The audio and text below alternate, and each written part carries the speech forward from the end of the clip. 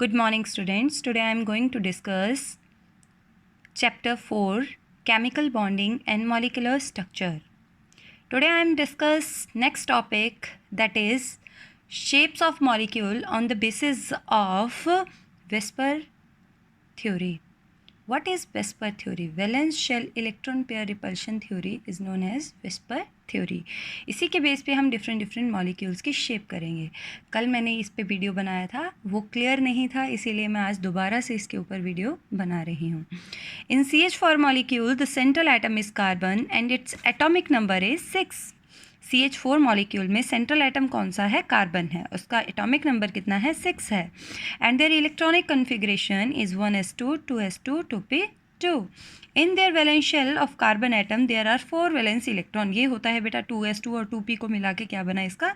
Valence shell. और इसके valence shell में कितने इलेक्ट्रॉन है? 4 वैलेंस इलेक्ट्रॉन.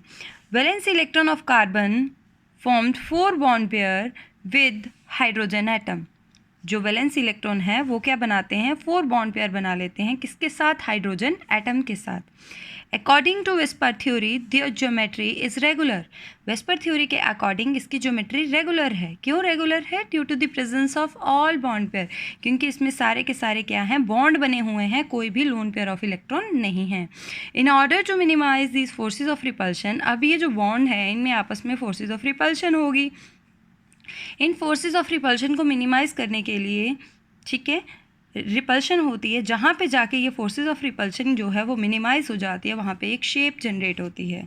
ठीक है, वही शेप जो होती है वही शेप होती है मॉलिक्यूल की. The shape of the molecule become tetrahedral. जहाँ पे रिपल्शन मिनिमाइज होगी वहाँ पे जाके कौन सी शेप बन गई? Tetrahedral with bond angle 109.5. ये इसका डॉट स्ट्रक्चर है, ये इसका प्रॉपर शेप है. ये टेट्राहेड्रल शेप है, ज्योमेट्री है रेगुलर, और बॉन्ड एंगल कितना है? 109.5. नेक्स्ट है बेटा water molecule. In water molecule oxygen atom is the central atom having atomic number 8 and their electronic configuration is 1s2 2s2 2p4. Oxygen have 6 electron in their valence shell. Oxygen के valence shell में कितने electron हैं? 6 है. Out of 6 the 2 electron form shared pair with hydrogen atom. 6 electron में से जो 2 electron है वो शेयर पेयर बना लेते हैं, बॉन्ड बना लेते हैं शेयरिंग के साथ. किसके साथ? हाइड्रोजन के साथ. And 4 remaining electron form 2 lone pair. जो 4 रिमेनिंग इलेक्ट्रॉन है वो क्या बना लेते हैं? 2 lone pair. According to VSEPR theory the geometry is irregular. तो वेस्पर थ्योरी के अकॉर्डिंग जो ज्योमेट्री है वो कैसी है? Irregular. Due to the presence of lone pair as well as bond pair their geometry or shape expected to be tetrahedral, but due to the presence of lone pair of electron their geometry get distorted. lone pair होने के कारण जो इसकी geometry है वो ख़राब हो जाती है and become irregular. और जो इसकी शेप है वो भी क्या बन जाती है बेटा? एंगुलर.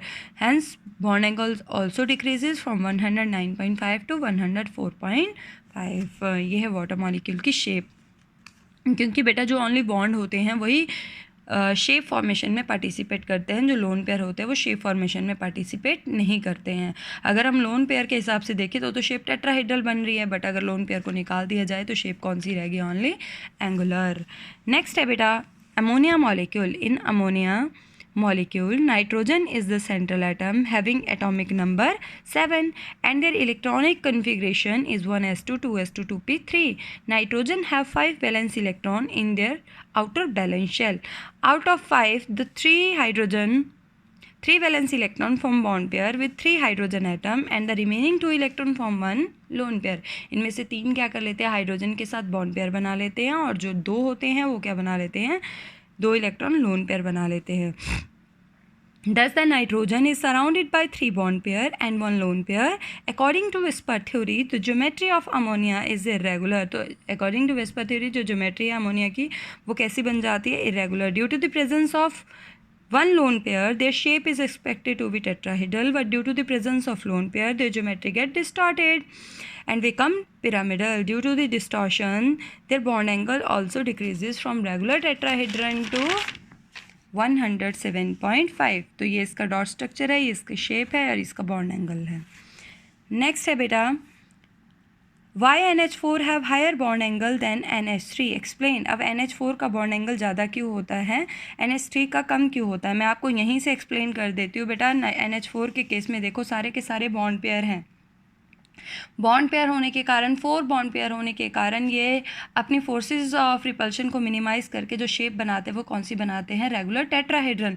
और रेगुलर टेट्राहेड्रन का बॉन्ड एंगल कितना होता है, 109.5। But in case of ammonia there is only 3 bond pair, 3 ही बॉन्ड बनाता है ये हाइड्रोजन के साथ, 3 बॉन्ड पेयर है, एक लोन पेयर है। एक लोन पेयर होने की वजह से इसकी जो ज्योमेट्री है वो डिस्टॉर्ट हो जाती है, ख़राब हो जाती है और वो पिरामिडल बन जाती है। रिपल्शन होने की वजह से इसका बॉन्ड एंगल भी क्या हो जाता है, decrease.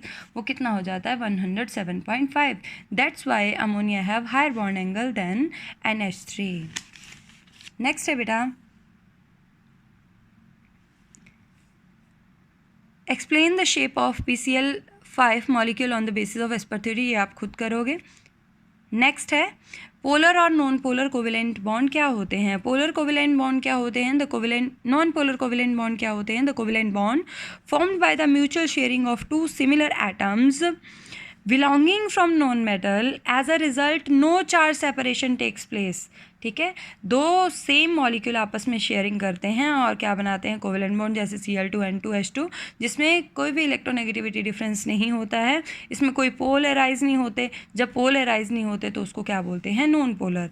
A polar covalent bond is formed by the mutual sharing of electron between the 2 dissimilar atom having electronegativity difference. Electronegativity difference मतलब HCl, H की कम इलेक्ट्रोनेगेटिविटी होती है, Cl की ज़्यादा होती है, तो Cl इलेक्ट्रॉन को पार्शियली अपनी तरफ खींचेगा, उस पर पार्शियल नेगेटिव चार्ज आ जाएगा, हाइड्रोजन पे पार्शियल पॉजिटिव चार्ज आएगा। होगी ना चार्ज सेपरेशन, 2 पोल बन गए, एक पॉजिटिव और एक नेगेटिव। तो this type of molecules are known as polar covalent molecule, या फिर पोलर कोवेलेंट, उस बॉन्ड को बोलते हैं पोलर कोवेलेंट बॉन्ड। नेक्स्ट है बेटा, डाइपोल मोमेंट क्या होती है। It may be defined as the product of the magnitude of positive and negative charges and the difference between the charges is called dipole moment. Positive और negative charges के बीच के distance को क्या बोलते हैं, या उसके डिफरेंस को क्या बोलते हैं, डाइपोल मोमेंट। डाइपोल मोमेंट के यूनिट डिवे होते हैं, इसको म्यू से रिप्रेजेंट करते हैं। Mu is equal to q into d. Q क्या है, चार्ज, डी क्या है, difference between the charges. With the help of dipole moment the degree of polarity of bond in different molecule can be expressed. Polarity की help से, dipole moment की help से हम molecule की पोलैरिटी के बारे में जान सकते हैं। Bond polarity directly related to the dipole moment. Greater the dipole moment, जितनी ज़्यादा डाइपोल मोमेंट होगी उतनी ही ज़्यादा मॉलिक्यूल की पोलैरिटी होगी। Polyatomic molecule, the dipole moment value depends upon the polarity of different bond. और पॉलीएटॉमिक मॉलिक्यूल में जो पोलैरिटी है वो डिफरेंट बॉन्ड्स पे डिपेंड करती है। फॉर एग्जाम्पल आपको क्वेश्चन आएगा, why NH3 have higher dipole moment than NF3। आपको पता है NH3 और NF3 दोनों में सेंट्रल एटम नाइट्रोजन है। अमोनिया के केस में क्या होता है, हाइड्रोजन है जो कि नाइट्रोजन से कम इलेक्ट्रोनेगेटिव है, तो नाइट्रोजन अपनी तरफ इलेक्ट्रॉन्स को खींचेगा, तो जो बॉन्ड पोलैरिटी है, जो डाइपोल मोमेंट है, जो ये डाइपोल्स है वो अलाइन हो जाएंगे नाइट्रोजन की तरफ। मतलब रिजल्टेंट के साथ इसको ऐड करेंगे तो इसकी डाइपोल मोमेंट क्या होगी, ऑलमोस्ट इंक्रीज हो गई। But in case of NF3 fluorine is more electronegative than nitrogen. इसके डाइपोल अपोजिट डायरेक्शन में क्या हो जाएंगे, अलाइन। तो जो रिजल्टेंट है और जो इसकी अलाइनमेंट है वो अपोजिट है। अपोजिट होने की वजह से इसकी जो डाइपोल मोमेंट है वो कुछ हद तक कैंसिल आउट हो जाती है और डिक्रीज हो जाती है। इसमें इंक्रीज हो जाएगी, सारी ऐड हो रही है, इसमें कैंसिल हो जाएगी। नाइट्रोजन और फ्लोरीन में से कैंसिल करेंगे तो इसकी डाइपोल मोमेंट क्या हो जाएगी, कम। इसीलिए NH3 की डाइपोल मोमेंट ज़्यादा और NF3 की क्या होती है, कम होती है। अगला केस है कि CO2 की डाइपोल मोमेंट 0 क्या होती है। CO2 का जो स्ट्रक्चर है बेटा वो लीनियर होता है और सिमेट्रिक होता है।